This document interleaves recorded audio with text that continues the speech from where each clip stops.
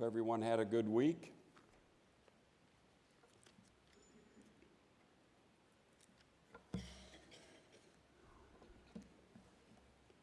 Hopefully we'll get to the end. If we don't, we are at the end, because we won't be studying Luke next week. I've enjoyed teaching the class, and hopefully we'll look forward to next quarter as we study the book of Galatians. Last week we noted that there were a number of questions regarding the destruction of Jerusalem, the end of the world, the second coming of Christ. They wanted signs. They wanted to know when these things were going to take place. What will be the sign?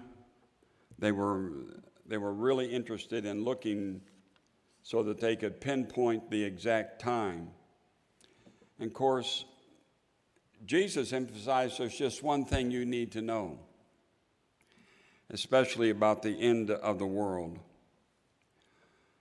No one knows that day or hour, not even the angels in heaven, nor the Son, but only the Father. When I stop and think back of all my years in ministry, I can't remember how many different times people have put forward when the end of the world is going to come, and people would be isolating themselves in a certain location, getting ready, and people would be up on a mountain because they say that this is where it's going to happen. Just untold numerous accounts of people that think they can pinpoint the exact day and even the hour. I don't know what Bible they're reading, but they obviously don't have this passage in their Bible. Now, no one knows.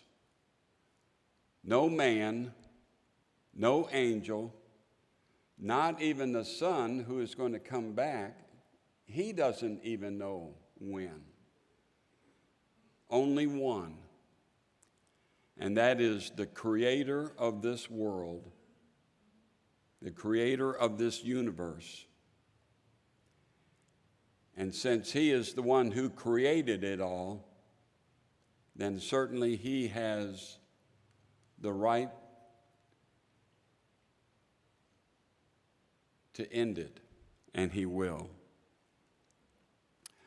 So the disciples always need to be watchful, and they need to be prayerful about the end of the world.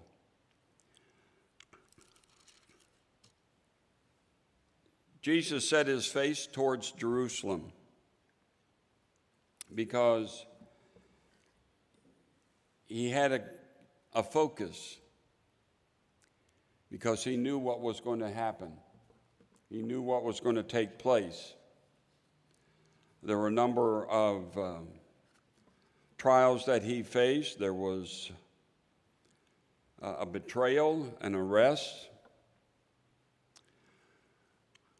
He told his disciples numerous occasions about his imminent death, of what was going to happen.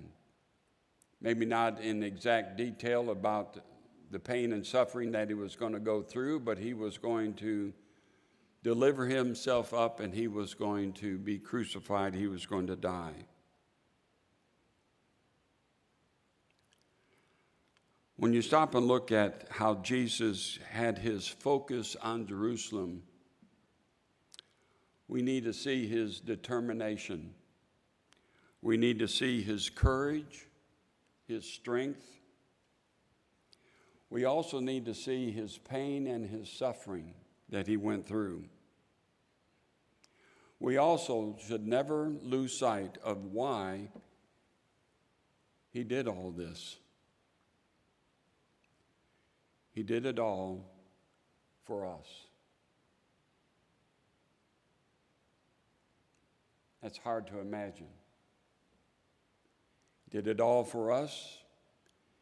Did it all for those who are alive today. He did it for all those who have lived. He did it for all those who are going to come after we're gone.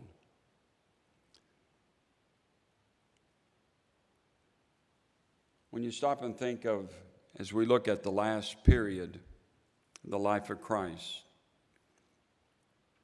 we see in chapter 22 the conspiracy to kill Jesus, the Last Supper that was instituted, Jesus in Gethsemane, Peter's denial. In chapter 22, now the feast of the unleavened bread, which is called the Passover, was approaching. The feast of unleavened bread, the Passover. It was drawing near. Houses were thoroughly searched for leaven. Every bit of leaven was collected and destroyed the following day. On this day is called the Day of Unleavened Bread because no leaven is to be found in any of the houses that are going to observe the Passover. Unleavened bread was prepared for the Passover day. Between approximately 2:30 until 6 p.m. on that day, the Paschal lamb had to be slain, had to be made ready for the Feast of Unleavened Bread. The Feast of Unleavened Bread began after the Passover meal was eaten at sundown.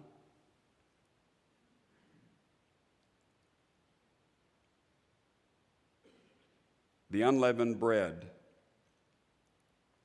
commemorating the deliverance of Israel from Egypt, from their bondage. The Passover was followed by the 7-day Feast of Unleavened Bread, which was a constant reminder to the Jews of their forefathers' flight from Egypt. The Passover at the time of Christ was a time of remembrance and a time of rejoicing. There was a conspiracy that was taking place. Of course, Jesus was constantly being exposed to a conspiracy, so to speak. The chief priests and the scribes, the Pharisees, Sadducees, they were trying to trick Jesus, always questioning him, trying to determine how they're going to put away Jesus. And before the Passover, Jesus was well aware of what was going on, how they were having a desire to kill him. In Luke chapter 19. He knew that his hour had come, that his time was limited. He was only going to be here for a very short period of time. He had a complete focus. It's incredible when you stop and think that the religious leaders of history, their greatest crime was done during Israel's holiest of festivals. They weren't really thinking about that. During the Passover, the Jews had to remove all leaven from their houses, according to Exodus chapter 12, a reminder of the ancestors of Egypt and the trials that they went through. But during this time, Satan entered into Judas. And of course, we realize that Satan was the motivator behind the action of Judas. But Judas conferred, he conspired how he might betray him. he saw dollar signs, that he was going to get rich, so to speak.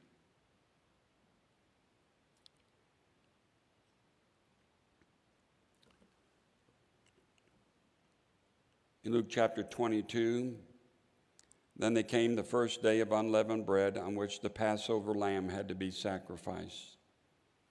And Jesus sent Peter and John, saying, "Go and prepare the Passover for us, so that we may eat it." And they said to him, "Where do you want us to prepare it?" And he said to them, "When you have entered the city, a man will meet you carrying a pitcher of water. Follow him into the house that he enters. And you may say to the owner of the house, 'The teacher says to you, where is the guest room in which I may eat the Passover with my disciples?' And he will show you a large, furnished upper room. Prepare it there." And they left and found everything just as he had told them. And they prepared the Passover. He gave them instructions on what to do. They went and they found everything exactly as he had said. Go into the city of Jerusalem, locate this man. He'll be carrying a pitcher of water. Follow him to his house. Ask where the guest room is. And that's where you will prepare the Passover. And so once Peter and John found the room, they began to make preparation for the Passover meal. And as far as we know, only the apostles that knew where the Passover was to be observed was Peter and John. An approved, unblemished lamb, not more than a year old, had to be secured. The Passover lamb had to be sacrificed. The lamb had to be taken to the temple, properly slain. Next, the lamb and the other elements of the supper were to be prepared. The lamb then had to be roasted over an open fire and was ready to eat. The table would be furnished with wine to be drunk during the unleavened bread. A paste of bitter herbs to remind the Jews of the long, bitter bondage in Egypt. The time was critical in preparation of the Passover meal. The roasted lamb and all the elements had to be prepared by 6 p.m. The Passover is observed, and then the Lord's Supper was instituted.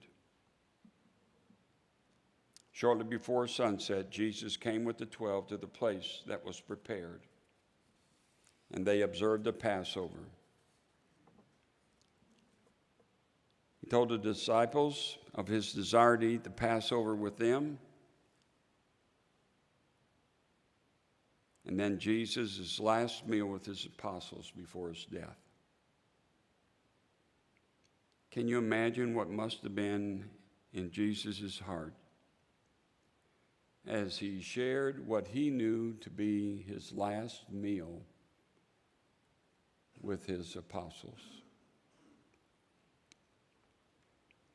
He explained the significance of the Passover, instituted the Lord's Supper, which was to be kept in memory of him.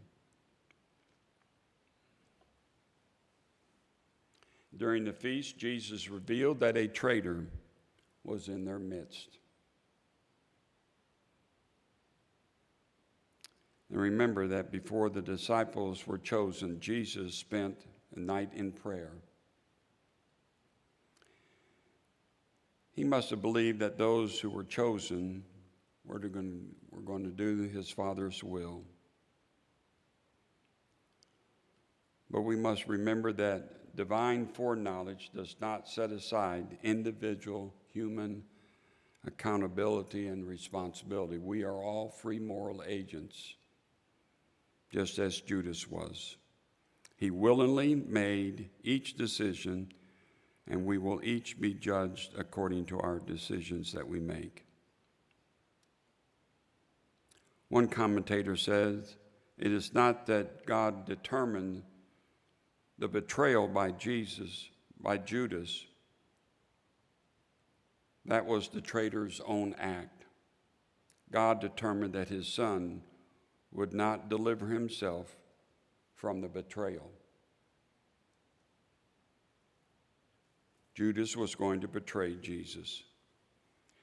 There was a dispute that arose among them. Here again, they wanted to know who was going to be the greatest.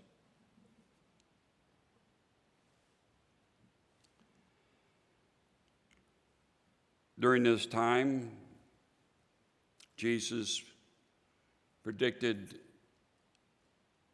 Peter's denial. Verse 31, Simon, Simon, Satan has asked to shift you as wheat. When you stop and think, Satan had to ask permission. This shows who is in ultimate control. God is in control of everything, and he is orchestrating everything that goes on. And even during this time, God was in control. And Satan had to ask permission to sift Peter like wheat.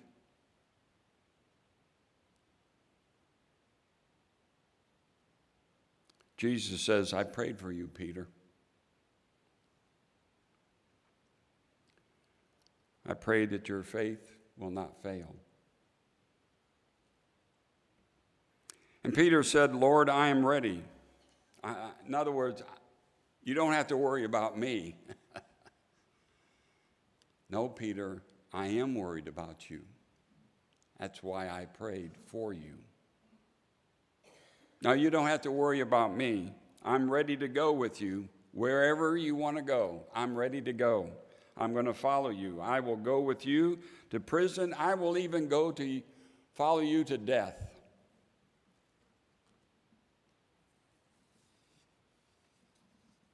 Are we like Peter? No, Jesus, you don't have to worry about me. Jesus would say the same. Yes, I'm worried about you. I'm praying for you. I'm praying for each of you. I'm praying for you by name.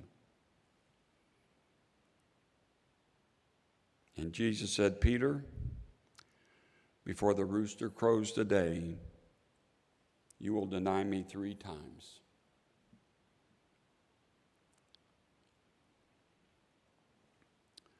Jesus was in the Garden of Gethsemane. He was in great agony.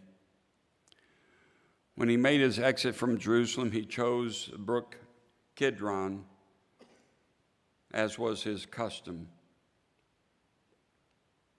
a quiet garden called Gethsemane, located on the slopes of the Mount of Olives.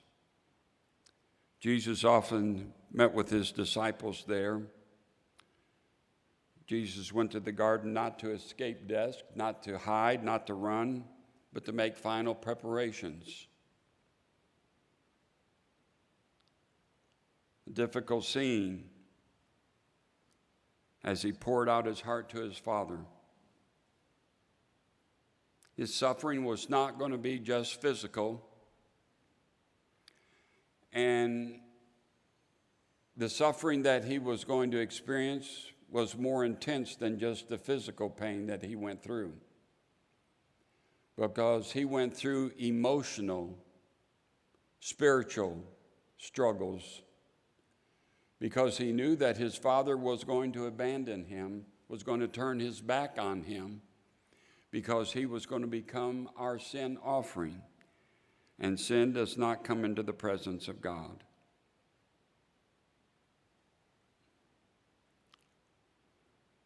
He had a heavy weight. He had a heavy weight.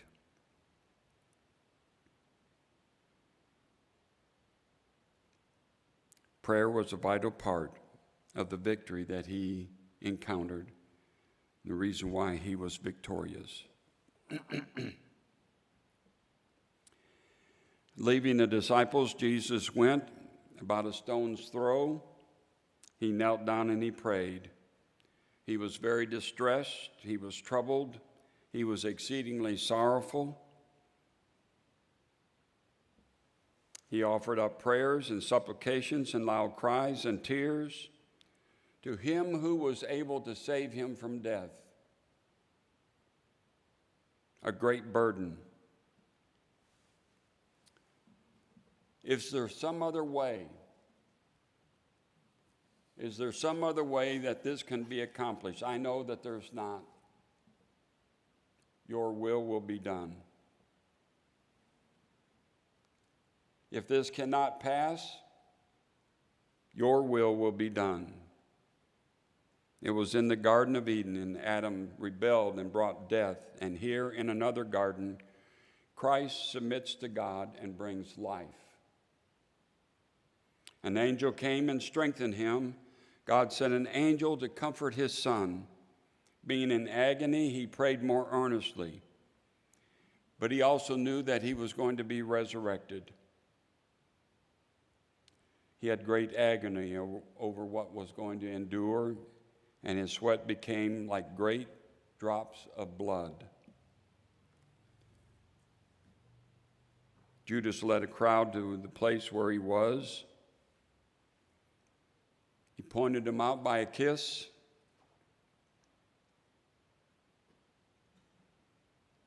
The disciples offering to defend Jesus, shall we strike with the sword? Peter did. There's Peter.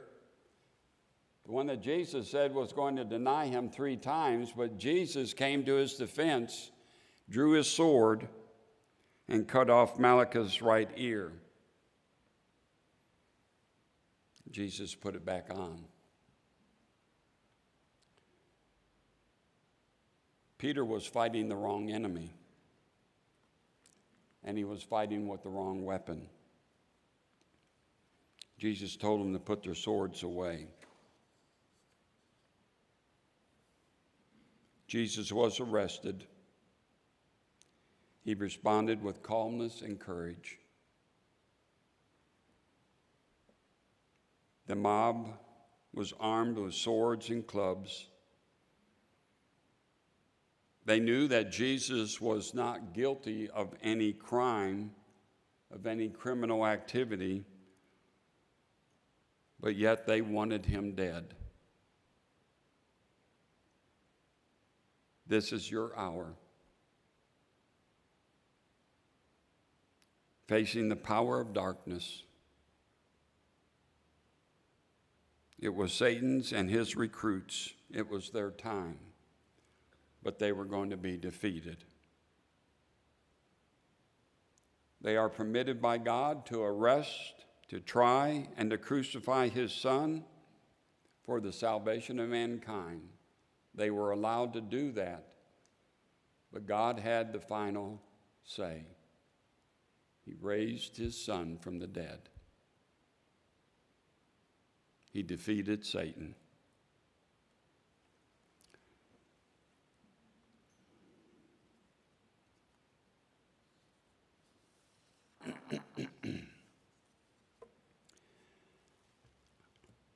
In Luke chapter 22, beginning in verse 54,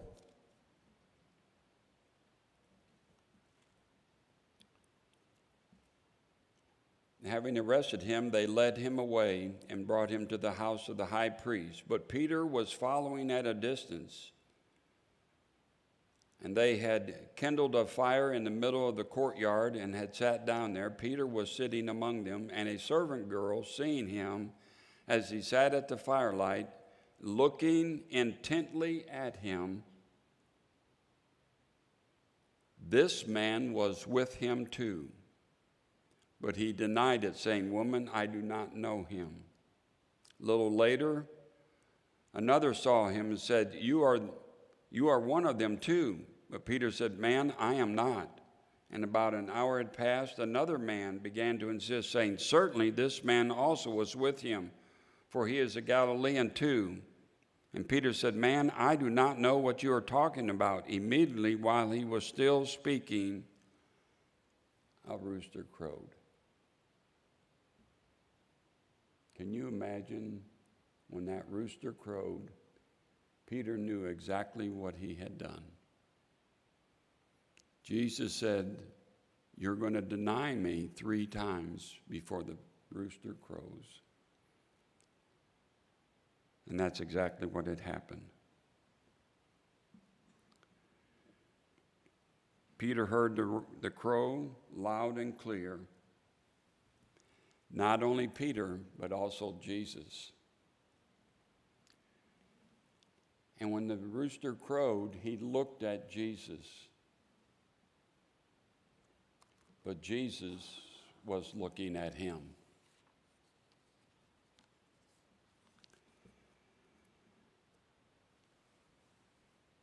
The mob was going to beat him. At daybreak, Jesus was going to face the Sanhedrin. Time is getting close to the end. His trial, Luke chapter 23, his crucifixion, his victory over the grave, and then his final commission. He endured 3 trials before the Jews, before Annas, before Caiaphas,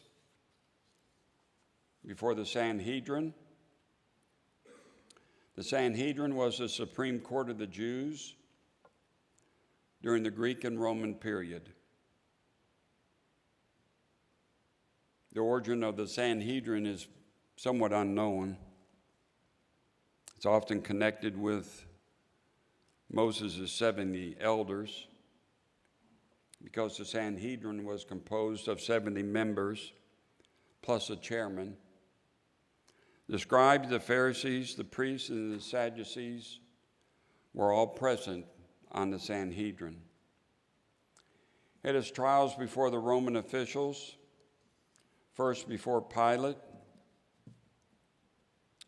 the whole assembly rose up and brought Jesus to Pilate.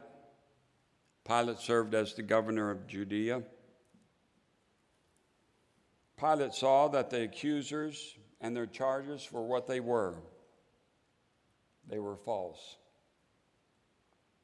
"I find no fault in this man." Pilate sent Jesus to Herod because Jesus belonged under Herod's jurisdiction. The trial before Herod, who was in Jerusalem at that time, Herod was curious about Jesus. He pounded Jesus with questions, but Jesus did not respond to his questioning. The chief priest standing by violently accused Jesus, but Herod could not find any crime that Jesus had committed. He was before Pilate again, and Pilate announced a second time that Jesus was an innocent man.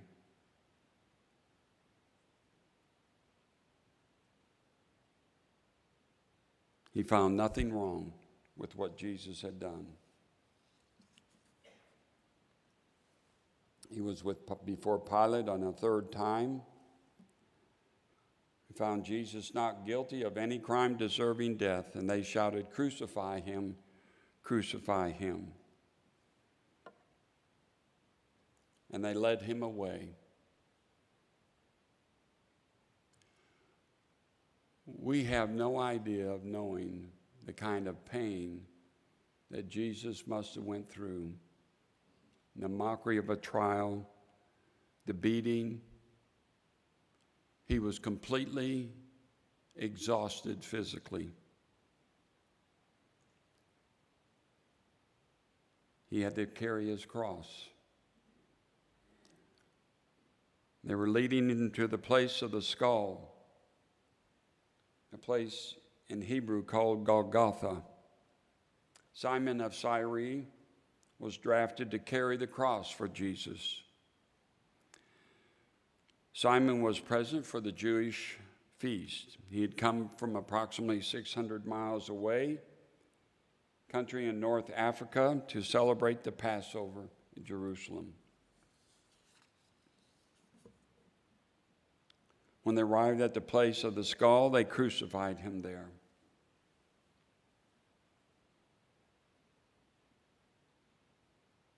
It was the third hour. He was numbered with the transgressors. 2 criminals were put to death. He had final 7 statements that he made. His last was, "Father, into thy hands I commend my spirit." At the 6th hour, about noon, darkness came over the whole land until the 9th hour. 3 hours of complete darkness. This was not an eclipse. This was not anything that they had experienced. The curtain of the temple was torn from top to bottom. He breathed his last. There were 3 immediate responses when this happened. The centurion glorified God, saying, "Certainly this was a righteous man." The multitude returned home beating their breasts, and his acquaintances and the women who followed him from Galilee stood at a distance, and they were watching.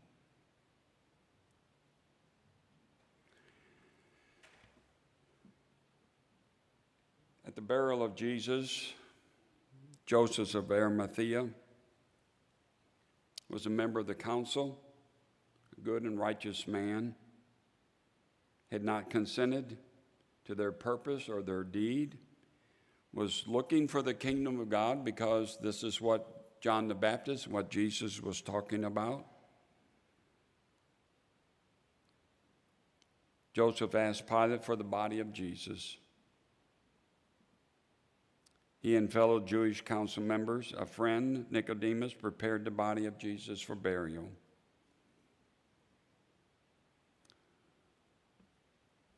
When they buried Jesus in a never-used tomb, they fulfilled what Isaiah spoke of in Isaiah chapter 53.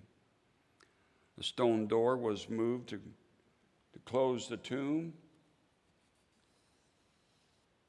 and guards were placed there. Jesus was victorious over the grave. Joseph of Arimathea asked for the body to be brought down from the cross, and they wrapped his body in a linen shroud. It was the day of preparation. The Sabbath was beginning.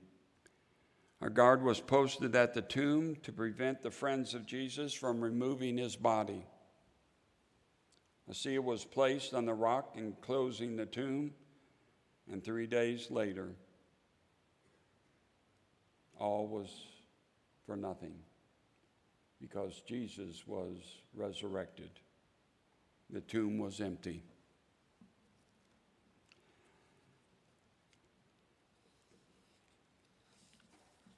A lot of speculation about the empty tomb, and none of them have been proven to be true. If Jesus was not raised from the dead, you still have to account for the empty tomb. Without the resurrection, Christianity is just another human approach to reach God. It loses its power. It's just a mere shell. Jesus gave his commission. He said, "We are to go. We are to preach. We're to preach in his name. We're to go to all nations, beginning from Jerusalem.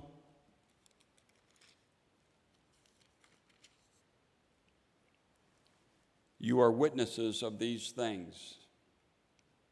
And behold, I am sending forth the promise of my Father upon you, and you are to stay in the city, and you are clothed with power on high. And he led them out as far as Bethany, and he lifted up his hands and blessed them. While he was blessing them, he parted from them and was carried up into heaven. And they, after worshiping him, returned to Jerusalem with great joy, and they were continually in the temple praising God.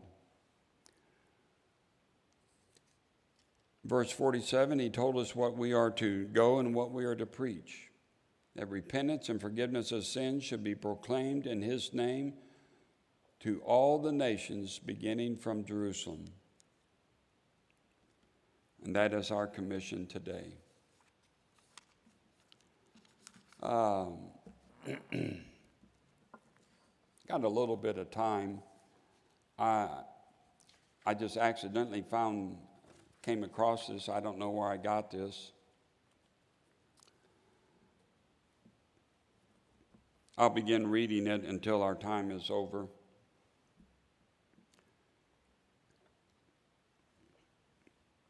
At the age of 33, Jesus was condemned to death.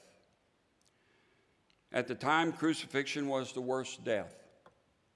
Only the worst criminals were condemned to be crucified, yet it was even more dreadful for Jesus. Unlike other criminals condemned to death by crucifixion, Jesus was to be nailed to the cross by his hands and feet. Each nail was 6 to 8 inches long. The nails were driven into his wrists, not into his palms, as is commonly portrayed. There is a tendon in the wrist that extends to the shoulders.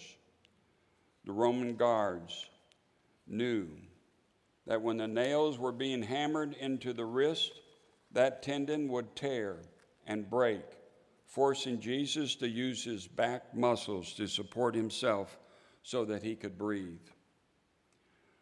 Both of his feet were nailed together. Thus, he was forced to support himself on a single nail that impaled his feet to the cross. Jesus could not support himself with his legs because of the pain, so he was forced to alternate between arching his back and using his legs just to continue to breathe. Imagine the struggle, the pain, the suffering, the courage. Jesus endured this reality for over 3 hours. 3 hours. Can you imagine this kind of suffering? And a few minutes before he died, Jesus stopped breathing. Simply water was pouring from his wounds. From common images, these wounds to his hands and his feet, and even the spear wound to his side. But we do realize his wounds were actually made in his body, a hammer driving large nails through the wrist, the feet overlapped, and an even large nail hammered through the arches, and then a Roman guard piercing his side with a spear.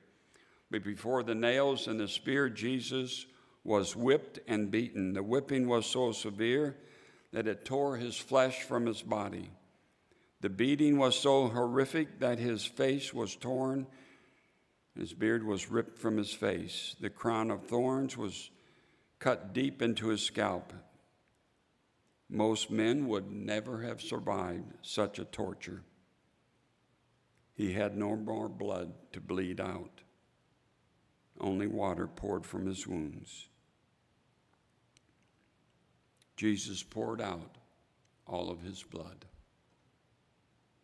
He had 3 nails hammered into his members, a crown of thorns on his head, and beyond that, a Roman soldier stabbed a spear into his side. All these without mentioning the humiliation he suffered without carrying his own cross for almost 2 kilometers. And the crowd spat in his face threw stones, and then he was nailed to a cross. They dropped the cross, the hole on Golgotha. He had to endure this experience to open the gates of heaven so that you and I may have free access to God, so that our sins could be washed away,